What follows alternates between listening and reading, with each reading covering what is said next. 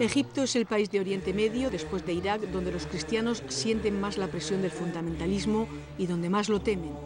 Es también el país que cuenta con la minoría cristiana más importante en números absolutos, unos 8 millones de coptos, el 10% de la población.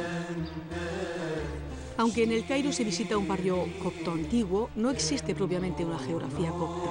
Los coptos están por todo el país y son sus habitantes más antiguos. No en vano, en su lengua, copto significa egipcio. La larga convivencia de los coptos con los musulmanes en Egipto, básicamente pacífica, ha estado también siempre salpicada de ataques, robos y a veces asesinatos. Para el gobierno son sobre todo peleas de pueblo por motivos económicos, como para la Comisión de Derechos Humanos, que preside el exsecretario general de la ONU, Boutros Ghali, copto el mismo.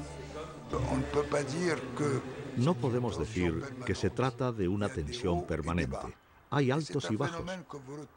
Y es el mismo fenómeno que se produce en la India, también en los países europeos. No quiero rebajar la gravedad del conflicto, pero quiero decir que hay que relativizarlo. Una de las claves de ese conflicto es la explosión demográfica de este país. No olvide que hace 30 años Egipto tenía 20 millones de habitantes y hoy somos 80 millones. Es la explosión demográfica la que exacerba las tensiones, sean tensiones raciales, religiosas, étnicas y los conflictos de pueblo contra pueblo. Es una interpretación que comparten muchos coptos también, preocupados por no extender la sospecha sobre el conjunto de la población musulmana y sensibles a las dificultades del gobierno. Pero aunque la demografía, el analfabetismo y las dificultades económicas cuentan, para algunos no lo explican todo. El pensamiento fanático islámico. Hoy la economía, la religión y la política se mezclan, sí. La economía juega un papel, pero lo que pasa en Egipto no es un fenómeno económico, es el pensamiento fanático que nos viene del Golfo, de Arabia Saudí, de Irán, antes era Libia, que empujan al pueblo egipcio a ser más fanático contra Europa, contra Occidente y contra los coptos. No es solo económico, es religioso. En un país donde los hermanos musulmanes están prohibidos como partido, pero tienen una gran fuerza social, donde se han construido miles de mezquitas, pero es muy difícil abrir una iglesia, los cristianos temen la islamización progresiva de la sociedad. Lo que más miedo les da a los cristianos egipcios es que haya una revolución islámica, como en Irán, lo que los convertiría en ciudadanos de segunda. No me puedo imaginar a mí mismo sin mi libertad para ir a la iglesia, mi libertad para expresarme como cristiano. Temo que si los hermanos musulmanes gobiernan, puedan hacer leyes que establezcan esa discriminación contra los cristianos. Yo soy optimista porque creo que el gobierno ahora está enfrentando el problema con nuevas leyes, con la renovación de la Constitución, poniendo la ciudadanía como la base fundamental de la comunidad nacional y tratando de evitar cualquier problema entre musulmanes y cristianos.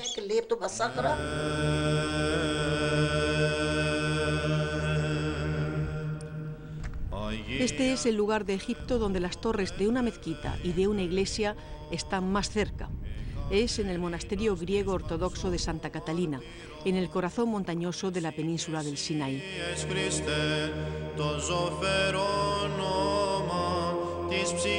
Santa Catalina está anclada en el tiempo. Ya existía antes de Mahoma, que lo visitó y le ofreció su protección. Mohammed escribió y selló con el mano de él un firmán de un orden que todos los musulmanes tienen que respetar y proteger el monasterio y los monjes. Hasta hoy no tenemos ningún problema con el gobierno local, que vivimos juntos como hermanos con los egipcios y con los musulmanes y los beduinos.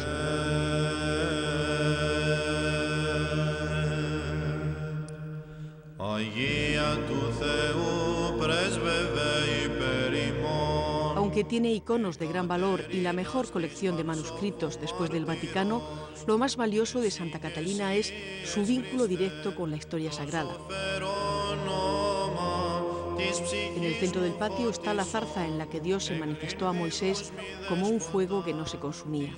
Para sentir ese vínculo, muchos se levantan de madrugada. Hay que subir al monte Sinaí antes de que se haga de día.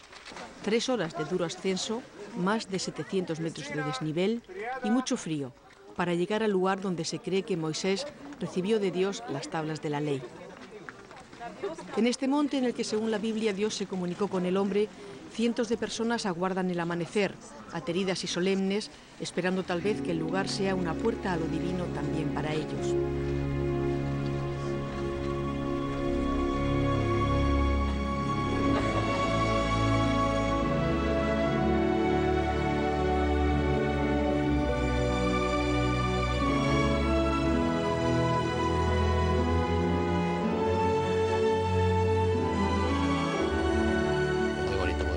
Lo recomiendo, venid cuando podáis.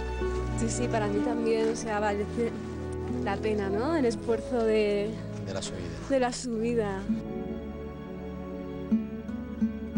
Mucho, muchísimo. Hemos pasado mucho frío, pero merece la pena. Merece la pena. ¿Por qué?